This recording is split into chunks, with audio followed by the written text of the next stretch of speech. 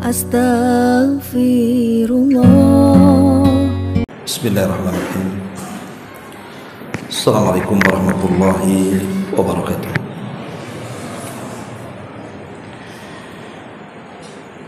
Alhamdulillah wassalatu wassalamu ala rasulillah wa ala alihi wa sahbihi wa mawalah wa la hawla wa la quwata illa billahi wa ba'd.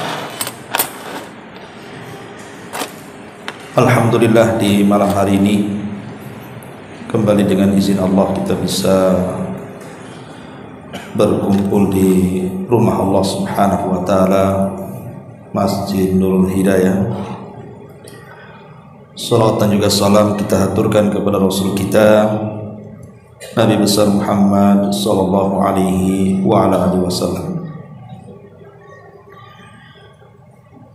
Kita lanjutkan kajian kita masih membahas kitab Tauhid, dan kita masuk pada bab minasyirki an yastaghitha bi ghairillahi aw yad'u ghairahu. Bab termasuk kesyirikan. Seseorang beristighatsah, meminta pertolongan kepada selain Allah atau berdoa kepada selain Allah Subhanahu wa taala.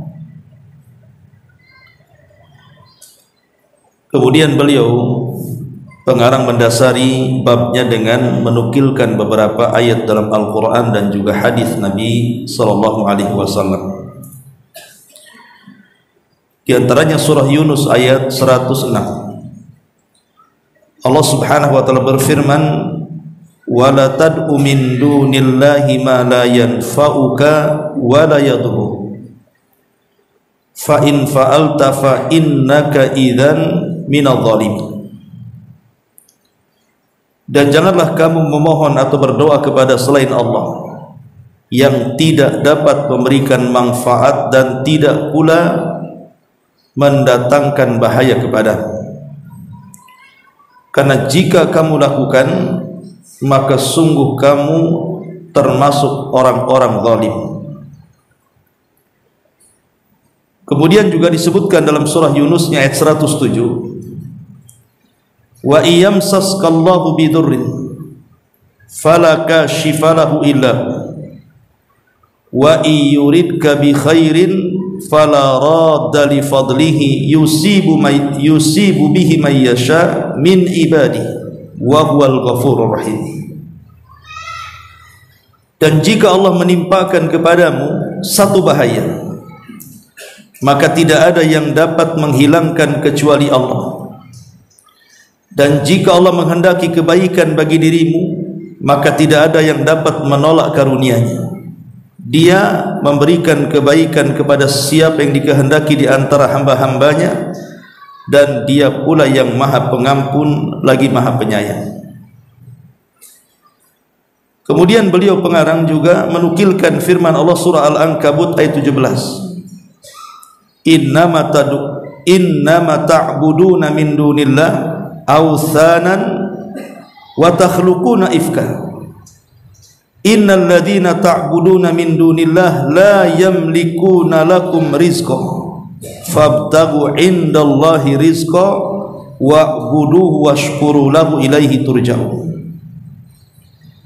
Sungguh mereka yang kamu sembah selain Allah itu tidak mampu memberikan rizki kepadamu, tapi mintalah rizki itu kepada Allah dan sembahlah Dia saja serta bersyukurlah kepadanya. Hanya kepada Allah lah kalian akan dikembalikan. Kemudian juga beliau mendasari babnya dengan surah Al-Ahqaf ayat 5-6. Wa man adhallu mimman yad'u min dunillah ma la yastajibu lahu ila yaumil qiyamah wa hum an du'aihim ghafilun. Wa idza khusira an-nas kanu lahum a'da wa kanu bi ibadatihim kafir. Dan tidaklah yang lebih, dan siapa lagi yang lebih sesat daripada orang yang memohon kepada sesembahan-sesembahan selain daripada Allah, yang tidak dapat mengabulkan doa-doa sampai kiamat, dan sesembahan itu lalai dari permohonan-permohonan mereka. Dan apabila manusia dikumpulkan pada hari kiamat, niscaya sembahan-sembahan itu akan menjadi musuh dan mengingkari pemujaan mereka kepadanya. Kemudian juga surah Al-An'am ayat 62, amma yujibul muttarra idza da'a wa yaksifu su'a yaj'alukum khulafa al-ardi a ilahum ma'allah qalilan ma tadhakkarun. Siapakah yang mengabulkan doa orang-orang yang dalam kesulitan itu di saat ia berdoa kepada Allah, dan yang menghilangkan kesusahan, dan yang menjadikan kamu sekalian menjadi khalifah di bumi? Adakah sesembahan yang hak selain Allah? Amat sedikitlah kalian mengingat Allah subhanahu wa ta'ala.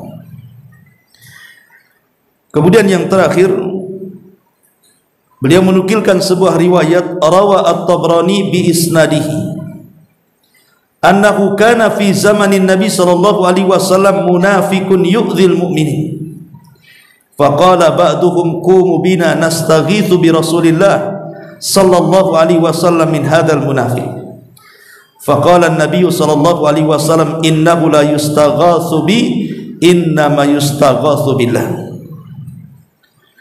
Al-Imam At-Tabrani dengan menyebutkan sanadnya meriwayatkan bahwa pernah ada di zaman Rasul seorang munafik yang selalu menyakiti orang-orang yang beriman. Maka salah seorang di antara orang-orang yang beriman itu berkata, mari kita bersama-sama memohon perlindungan kepada Rasul supaya dapat terhindar dari tindakan buruk orang-orang munafik.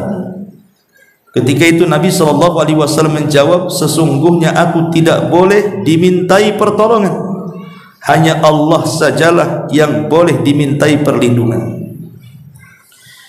Inilah dasar yang ditulis oleh muallif rahimahullahu ta'ala pada bab minasyirki an yastaghitha bi ghairillah aw yad'u ghairahu. Bab termasuk kesyirikan, seseorang meminta pertolongan kepada selain Allah atau berdoa kepada selain Allah. Berarti di sini ada dua bab. Pertama bicara istighatsah, yang kedua bicara doa. Lalu apa beda dengan doa dan istighatsah ini? Ulama mengatakan bahwa doa itu lebih umum, sementara istighatsah itu lebih khusus. Artinya setiap doa tidak masuk padanya istighatsah. Tadi setiap doa tidak mesti istighatsah, bisa saja isti'adzah. Tetapi setiap istighatsah pasti di dalamnya mengandung doa. Atau kita balik, setiap istighatsah dia doa, tapi tidak setiap doa istighatsah, karena makna doa itu lebih umum dibandingkan istighatsah. Ma'asyiral muslimin yang dimuliakan Allah subhanahu wa ta'ala, lah pengarang memasukkan istighatsah kepada selain Allah atau berdoa kepada selain Allah itu bagian daripada syirkul akbar. Jadi beliau sedang mencontohkan kesyirikan yang besar, bukan syirik kecil. Berarti kalau bicara tentang syirkul akbar, syirik besar, konsekuensinya pelakunya keluar dari Islam, amalannya digugurkan semuanya. Kalau mati tidak bertobat kepada Allah Azza wa Jalla, dipastikan masuk neraka dan dikekalkan di dalam. Jadi masalah ini bukan masalah kecil, tapi menyangkut kesyirikan kepada Allah subhanahu wa ta'ala yang merupakan syirkul akbar, syirik besar. Kenapa istighatsah ataupun berdoa kepada selain Allah itu dinyatakan syirkul akbar ini? Maka jawabannya, karena istighatsah dan juga doa adalah ibadah yang tidak boleh diberikan kepada selain Allah subhanahu wa ta'ala. Ma'asyiral muslimin yang dimuliakan Allah subhanahu wa ta'ala, yang mendasari kenapa istighatsah itu adalah sebuah ibadah, pertama, karena istighosah sendiri bagian daripada doa. Dan Nabi SAW mengatakan ad-du'a'u huwal ibadah. Doa itu adalah ibadah. Sementara ibadah itu tidak boleh diberikan kepada selain Allah. Berarti ketika seseorang beristighosah, meminta pertolongan kepada selain Allah, artinya dia memalingkan doa. Ketika dia memalingkan doa, artinya memalingkan ibadah. Ketika memalingkan ibadah, berarti dia terjerumus kepada kesyirikan. Dan tidak main-main syiriknya, syirkul akbar. Ini yang pertama. Kemudian yang kedua, Allah Subhanahu wa taala memuji orang-orang yang beristighosah kepada Allah Subhanahu wa taala. Sebagaimana Nabi SAW pernah beristighosah, nanti saya ceritakan.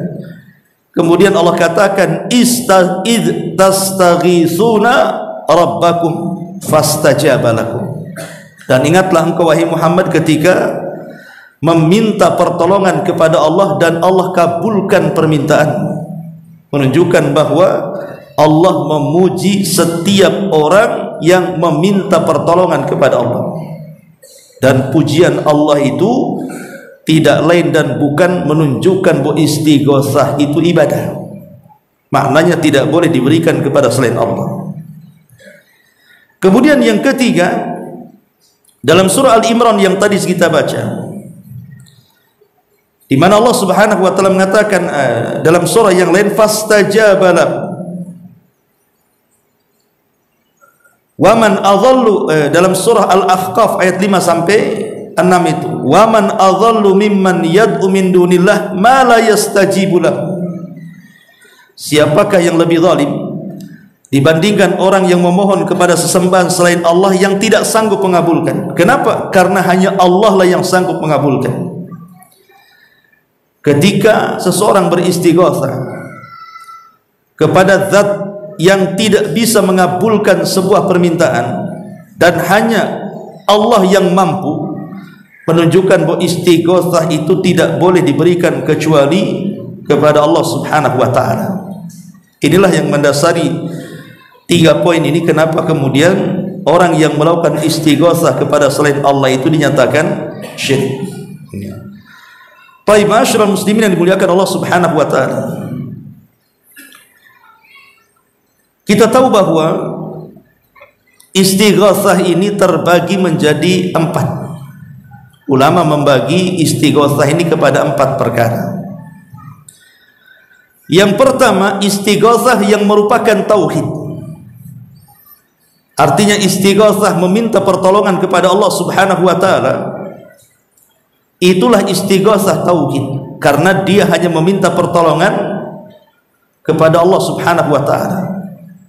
Karena di balik istighosah itu ada isti'anah, meminta pertolongan. Dan Allah dan Rasul katakan kepada Abdullah ibn Abbas radhiyallahu anhuma, idza sa'alta fas'alillah wa idza sta'anta fasta'in billah. Kalau minta kepada Allah, kalau minta pertolongan, mintalah pertolongan kepada Allah Subhanahu wa taala. Ini namanya istighosah tauhid. Tidak diberikan kecuali kepada Allah Subhanahu wa taala. Dalam sebuah riwayat yang dikeluarkan Imam Muslim, ada satu kisah menarik dari Umar bin Khattab radhiyallahu anhu. Kata beliau, ketika terjadi perang Badar, maka Nabi SAW melihat jumlah orang-orang musyrik itu 1000 lebih. Sementara kemudian melihat pasukan kaum muslimin hanya 314 atau 315 orang, kurang lebihnya. Artinya tidak imbang dari segi pasukan kan, 300 lebih melawan 1000 lebih. Dan itu adalah perang perdana Nabi. Artinya Rasul tidak punya pengalaman perang. Itulah perang pertama. Sudah pertama perangnya, pasukannya sedikit, kurang pula perbekalan dan persenjataan. Sementara musuhnya sudah terbiasa perang, jumlahnya pula banyak, persenjataan pula lengkap. Jadi enggak imbang di sini. Tapi Nabi SAW di malam hari ketika keesokannya hendak terjadi perang Badar, maka Nabi SAW dijelaskan dia pun beristighatsah kepada Allah Subhanahu wa taala, meminta pertolongan, karena di saat itu adalah saat genting-gentingnya. Makanya istighatsah itu lebih identik kepada meminta pertolongan kepada Allah di saat-saat genting. Lah di antara doa yang dipanjatkan Nabi SAW adalah Allahumma anjiz li ma wa'adtani, ya Allah buktikan janji yang kau telah janjikan kepadaku. Allahumma tini ma wa'adtani, ya Allah berikanlah, kabulkanlah setiap janji yang telah kau janjikan kepadaku. Allahumma intahlik hadhil isabah min ahlil Islam lan tu'bad fil ardi abada. Ya Allah, kalau engkau hancurkan kelompok yang sedikit ini dari kalangan penduduk Islam, maka selamanya engkau tidak akan disembah di permukaan bumi, kata Rasul. Jadi Nabi SAW terus berdoa seperti itu, sementara tak sadar selendangnya jatuh, saking khususnya berdoa itu. Lah Abu Bakar di samping Rasul langsung kemudian memanggil selendangnya, kemudian dipakaikan kembali kepada Rasul. Kemudian Abu Bakar mengatakan, hasbuka ya Rasulullah, cukup wahai Rasul, Allah sudah mendengar doa-doa. Maka Nabi SAW pun tiba-tiba melihat ke langit dan diperlihatkan 1000 malaikat turun dari langit ke bumi. Saking senangnya dia mengatakan kepada Abu Bakar, absyir ya Abu Bakrin, berbahagialah wahai Abu Bakar, malam ini Allah telah utus 1000 malaikat kepada kita. Akhirnya kemudian keesokan hari ketika terjadi perang Badar, Allah tambah lagi 1000 menjadi 2000. Ketika betul-betul dalam peperangan sedang berkecamuk, Allah tambah lagi 3000 menjadi 5000. Dan subhanallah dipimpin langsung oleh malaikat Jibril. Dan Allah Subhanahu wa taala menangkan dalam perang Badar ini, sehingga Allah gambarkan dalam surah Al-Anfal ayat 9, idz tastaghitsuna rabbakum fastajaba lakum anni mumiddukum bi alfin minal malaikati murdifin. Dan ingatlah ketika engkau meminta pertolongan kepada Rabb kalian di malam yang keesokannya akan terjadi perang Badar.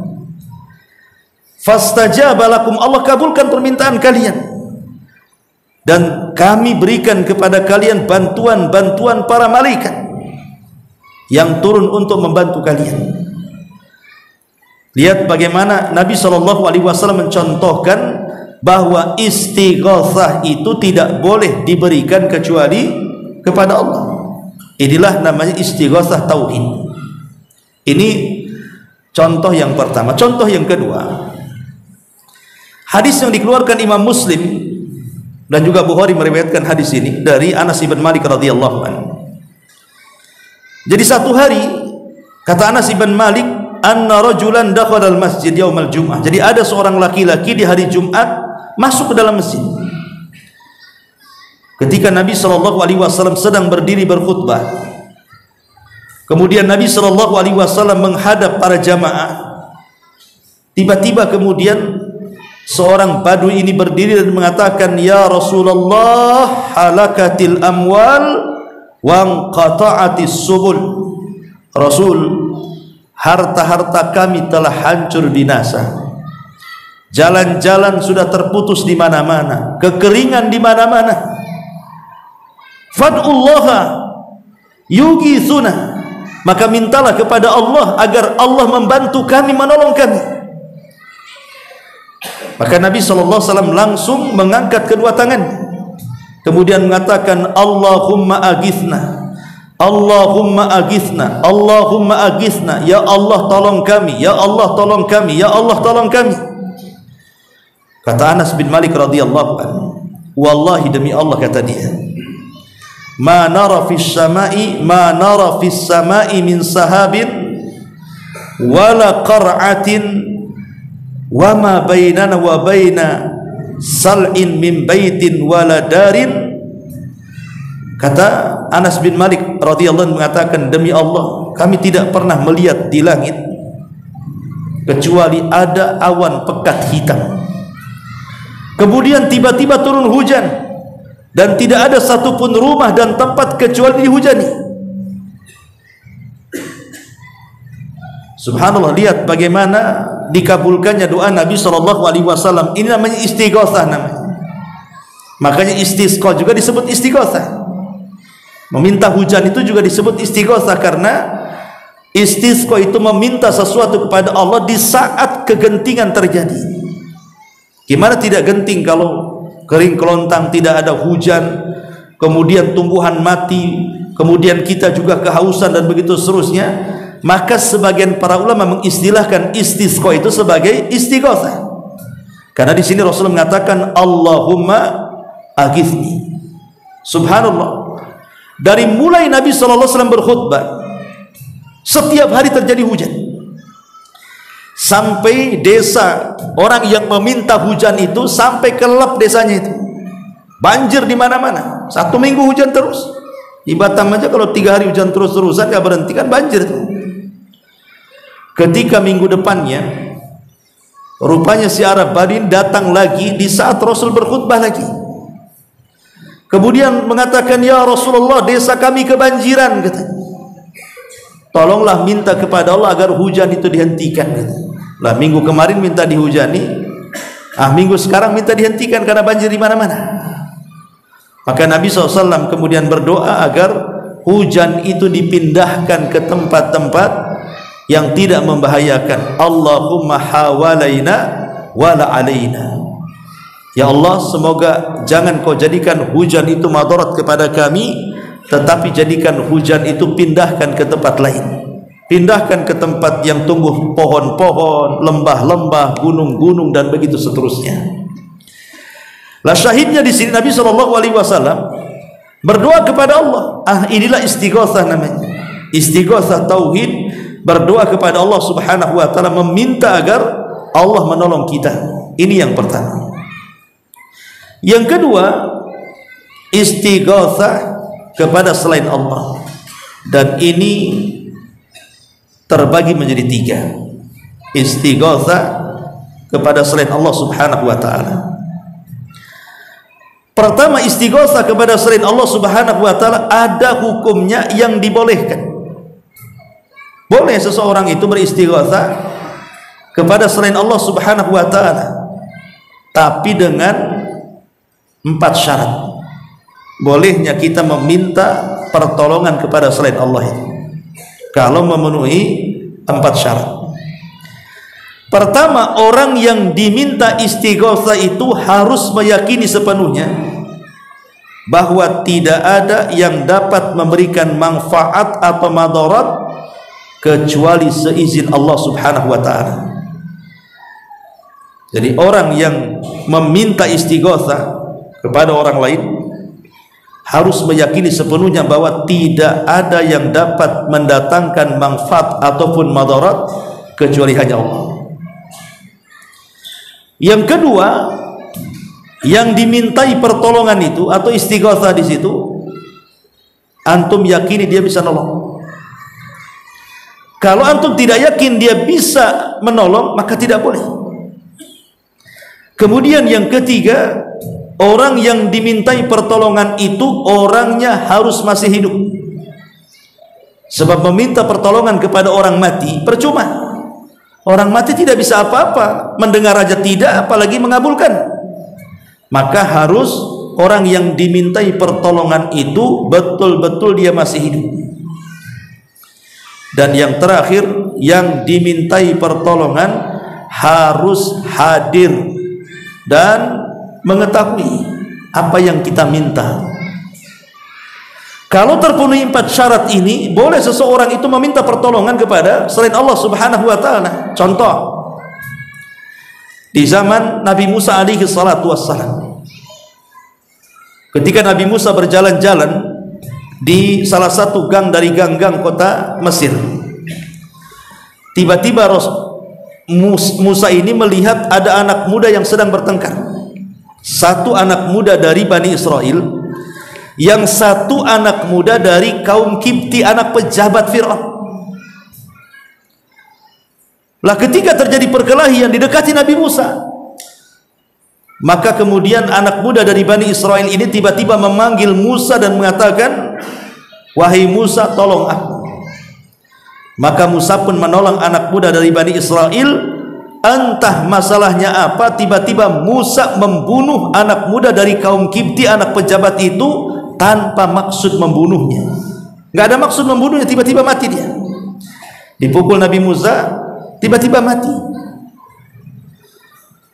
Disebutkan di dalam surah Al-Qasas, perhatikan suratnya, wa dakhalal madinata ala hini ghaflati min ahliha fawajada fiha rajulani yaqtatilani hada min syi'atihi wa hada min aduwihi fastaghathahu alladhi min syi'atihi ala alladhi min aduwihi.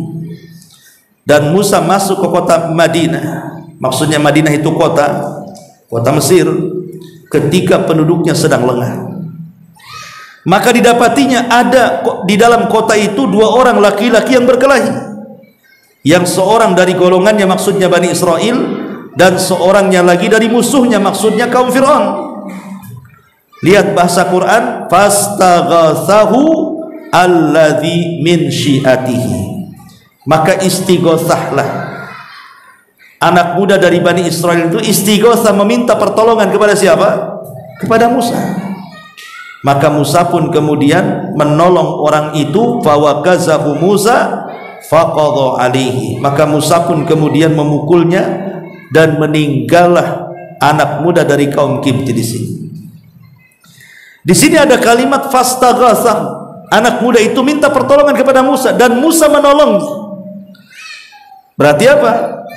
Boleh meminta pertolongan kepada selain Allah selama tadi kita tidak meyakini bahwa yang mendatangkan dan madarat dia, tetap kita yakini Allah.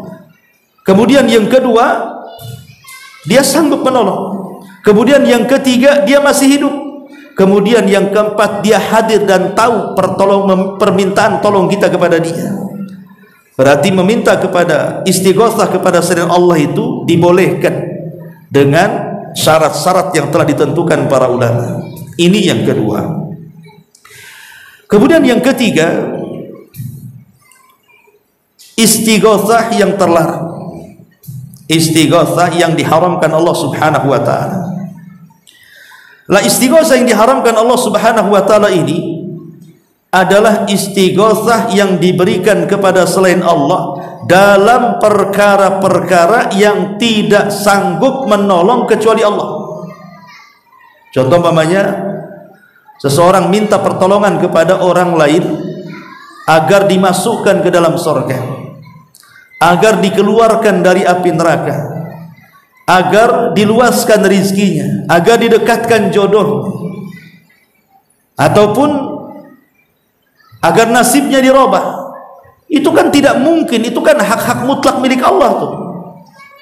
Lah kalau kita meminta kepada selain Allah Subhanahu wa taala, apakah itu kepada para malaikat, apakah itu kepada para nabi, apakah itu kepada orang-orang soleh yang sudah mati, ataupun siapapun, kalau kita meminta sesuatu yang mereka tidak sanggup mengabulkannya, kemudian kita minta tolong kepada mereka, maka Anda telah terjerumus kepada kesyirikan.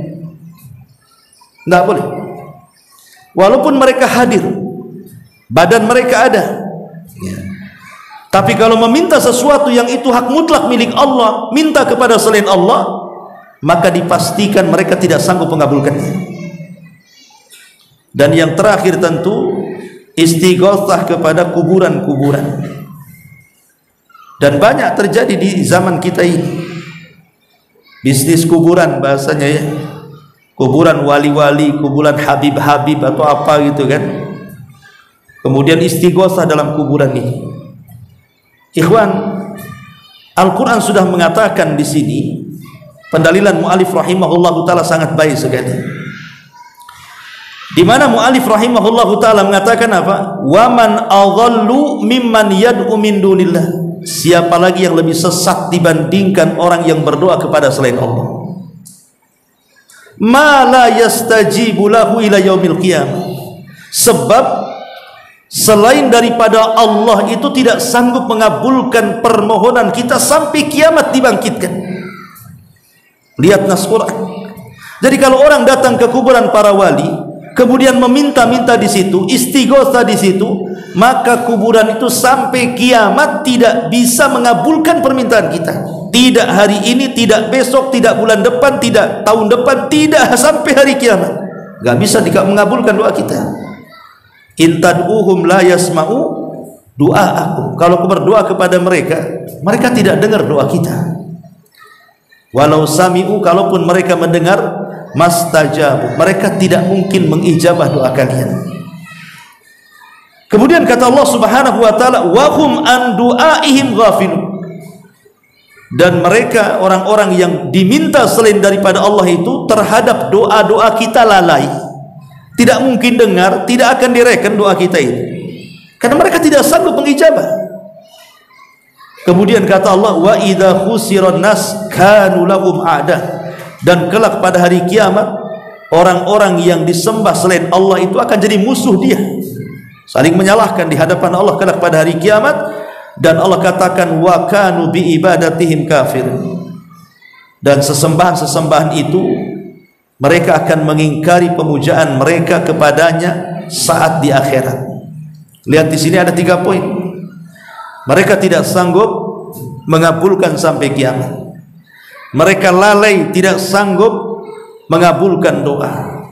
Kemudian mereka akan saling menyalahkan kelak pada hari kiamat. Dan mereka akan saling melaknat satu dengan yang lainnya. Orang-orang yang pernah dipuja dan dipujinya saat di dunia, di akhirat mereka akan jadi musuh. Ya. Jadi dari sini ikhwatu fillah muliakan Allah Azza wa Jalla, maka istighotsah kepada selain Allah Subhanahu wa taala adalah syirkul akbar, syirik besar. Tidak boleh diberikan kecuali kepada Allah Subhanahu wa taala. Baik, kita sedikit baca pendalilan pengarang di sini. Ayat pertama surah Yunus ayat 106 dan pendalilan kedua surah Yunus ayat 107. Allah Subhanahu wa taala mengatakan, wala tad'u min dunillah ma la yanfa'uka wala yadurruka fa in fa'alta fa innaka idza minadh dhalimin. Dan janganlah kamu memohon atau berdoa kepada selain Allah yang tidak dapat memberikan manfaat dan tidak pula mendatangkan madarat kepadamu. Dari sini kita tahu bahwa zat selain daripada Allah tidak mungkin mampu mendatangkan manfaat kepada kita atau mencegah madarat. Kemudian yang kedua, wa iyamsaskallahu bidurrin fala kashifa lahu illa wa iyuridka bi khairin fala radda li fadlihi. Dan jika Allah menimpakan kepadamu satu bahaya, maka tidak ada yang dapat menghilangkan bahaya itu kecuali Allah. Dan jika Allah menghendaki kebaikan bagimu, maka tidak ada yang sanggup menolak kebaikan itu kepadamu. Artinya, walaupun berhala-berhala di dunia ini berkumpul, sesembahan-sesembahan selain daripada Allah yang disembah manusia di bumi ini dikumpulkan semuanya. Dari yang menyembah binatangnya berkumpul, dari yang menyembah batu-batunya berkumpul, dari yang menyembah malaikat, menyembah nabi, menyembah orang saleh, semuanya dikumpulkan. Kemudian mereka diperintahkan untuk mencegat bahaya yang Allah turunkan kepada kita. Mereka tidak akan sanggup mencegatnya, walaupun semua makhluk Allah berkumpul. Ataupun sebaliknya, kalau Allah menghendaki kebaikan kepada kita, tidak ada satupun yang bisa mencegahnya.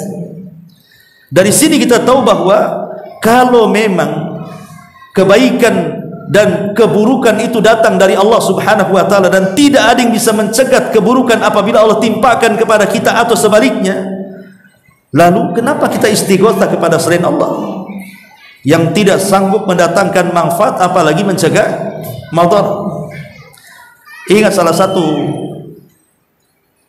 ustadz mu'alaf yang dari Malaysia itu pernah bercerita dulu, dia sempat dengar gitu ya ceramah. Jadi sebelum dia masuk Islam, dia kan penyembah berhala. Sampai di rumahnya itu tidak terhitung berapa banyak berhala yang ditenggerkan itu. Rupanya berhala yang banyak itu punya fungsi masing-masing itu. Oh yang ini berhala ini hoki untuk ekonomi, yang ini hokinya untuk supaya keluarga terlindungi dari penyakit, oh yang ini untuk tolak bala. Yang jadi masing-masing berhala ada fungsinya. Satu hari kebakaran rumahnya, semua keluarganya selamat, yang tidak selamat Tuhannya. Harusnya yang pertama kali menyelamatkan kan Tuhannya kan, tidak, makhluknya dulu yang selamat, Tuhannya kebakar. Jadi siapa Tuhan, siapa makhluk di sini? Siapa yang selamat, siapa yang diselamatkan? Itulah sesembahan selain daripada Allah itu selamanya akan seperti itu. Mereka tidak sanggup melindungi diri mereka, apalagi melindungi orang lain. Mereka tidak akan sanggup. Makanya lihat ketika di zaman Nabi SAW ada seorang sahabat, saya lupa namanya, dia sedang safar membawa berhalanya, kemudian berhalanya disimpan, dia pun kemudian pergi lupa tidak mau berhala. Ketika sampai rupanya ada anjing sedang kencing dan mengencingi berhalanya. Berhalanya diam saja dikencing anjing itu. Harusnya kan ditampar tuh anjingnya, kurang ajar, masa Tuhan dikencingi ya. Tapi itulah benda mati. Yang dituhankan itu benda mati. Macam mana akan melindungi kita sementara dia tidak bisa melindungi dirinya sendiri? Bahkan Amr bin Jamuh itu punya anak namanya Sa'd bin Jamuh, berkawan dengan Mu'adz bin Jabal. Sa'd bin Mu'adz, bapaknya kan ketika itu belum masuk Islam ya, Sa'd bin Mu'adz ini. Amr ibn Jamuh itu belum masuk Islam dan dia tokoh dari tokoh-tokoh Ansor.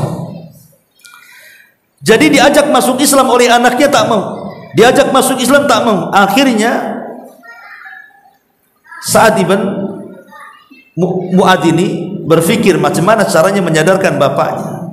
Akhirnya dia culik berhala kesayangan bapaknya. Ketika bapaknya keluar, dia masuk kamar, diculik tuh berhalanya. Bayangkan nyulik berhala lagi, nyulik Tuhan bahasa gitu. Setelah itu kemudian dibuang di solokan tempat kotoran. Ayahnya datang, pas hendak menyembah berhalanya, hilang berhalanya. Dicari-cari, rupanya nyungsep di solokan. Akhirnya diambil Tuhannya, dimandikan, disabuni, dikasih minyak wangi, ditaruh lagi di tempatnya, dan disembah. Keesokan harinya dibuat gitu lagi, diambil lagi berhalanya, disungsepkan lagi di parit. Sampai 3 kali. Bapaknya marah sama berhalanya. Kemudian diambilkan pedang, diikatkan di tangannya. Kemudian dikatakan, kalau datang orang mengganggumu, tebas saja lehernya. Ya namanya berhala, hidup pun tidak, cemana mau nebas. Rupanya terulang lagi, diambil lagi, disungsepkan lagi, lebih parah lagi, diikatkan bangkai pula di badan berhala itu. Makin stres ini Amr bin Jamuh ini, cemana di berhala ini. Sampai dia mengatakan, kalau engkau Tuhan, mestinya kau bisa melindungi dirimu sendiri.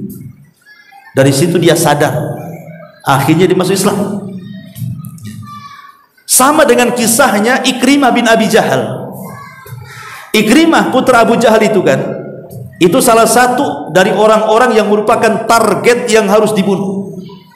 Ketika Nabi SAW Fatu Mekah, kan ada orang-orang yang tidak dimaafkan oleh Nabi SAW. Ya secara keseluruhan orang Mekah dimaafkan, karena Rasul mengatakan, idhabu fa antumut tulaq, pergi kalian sudah kumaafkan. Tapi ada orang-orang yang Rasul tidak akan maafkan. Lah salah satunya Ikrimah bin Abi Jahal. Akhirnya dia lari dari Mekah bersama kawan-kawannya, kemudian naik perahu hendak menuju negeri Syam. Di tengah lautan tiba-tiba ada gelombang yang sangat besar, hampir mengaramkan perahunya. Orang-orang yang dalam perahu itu kemudian memberikan ide kepada orang-orang lainnya, yang diantaranya Ikrimah bin Abi Jahal mendengarkan. Kata orang ini, hari ini kita harus betul-betul berdoa kepada Allah Azza wa Jalla. Singkirkan berhala-berhala kalian. Jangan ada yang memanggil Lata, Uzza, Manat, Hubal.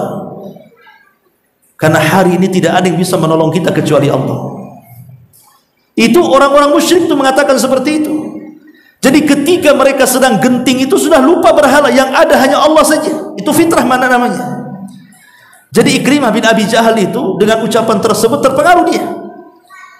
Dia mengatakan, Berarti kalau aku selamat dari gelombang yang sangat besar ini dan tidak ada yang menyelamatkan kecuali Allah, berarti yang menyelamatkan aku juga di daratan pasti Allah. Kemudian dia berjanji demi Allah, kalau aku diselamatkan oleh Allah dan aku tidak jadi mati di tengah lautan ini, aku akan datang kepada Nabi dan masuk Islam. Dan Allah takdirkan setelah mereka berdoa khusyuk kepada Allah Subhanahu wa taala, rupanya kapalnya tak jadi karam, selamat. Akhirnya karena dia sudah berjanji, datang dia kepada Nabi, kemudian masuk Islam. Dan Rasul sangat senang dengan keislaman Ikrimah itu. Kenapa? Karena dia putra daripada tokoh besar Abu Jahal kan itu, yang merupakan musuh Nabi sallallahu alaihi wasallam.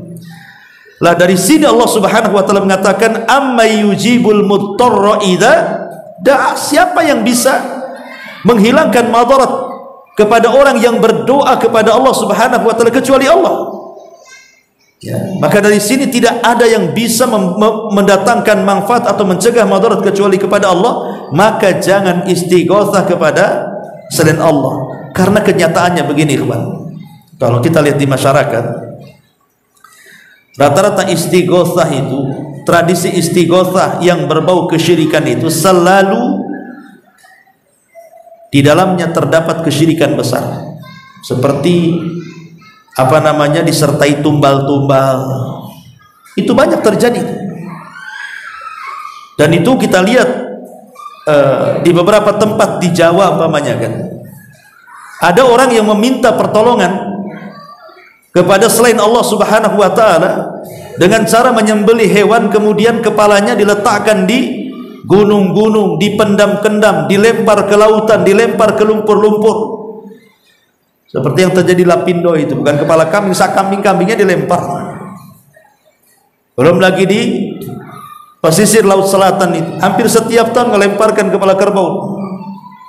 Kemudian yang di gunung-gunung itu. Jadi terkadang istighatsah itu selalu diiringi dengan tumbal di negeri kita ini. Nah ini kan kesyirikan, ikhwan. Kesyirikan kepada Allah Subhanahu wa taala. Tidak boleh seseorang itu menumbalkan hewan kepada selain Allah, karena Rasul yang mengatakan la'anallah man dzabaha li ghairillah. Allah melaknat siapapun yang menyembelih kepada selain Allah Subhanahu wa taala. Ma'asyiral muslimin yang dimuliakan Allah Azza wa Jalla. Ataupun ada sebagian orang yang memanggil-manggil para wali tertentu gitu kan, dengan memanggil-manggil seperti memanggil Syekh Abdul Qadir Jailani, kemudian memanggil-manggil wali kutub atau wali-wali apa gitu kan, seperti tradisi orang-orang Syiah. Mereka datang ke kuburan kemudian memanggil-manggil nama orang yang dikubur itu, kemudian meminta pertolongan di situ.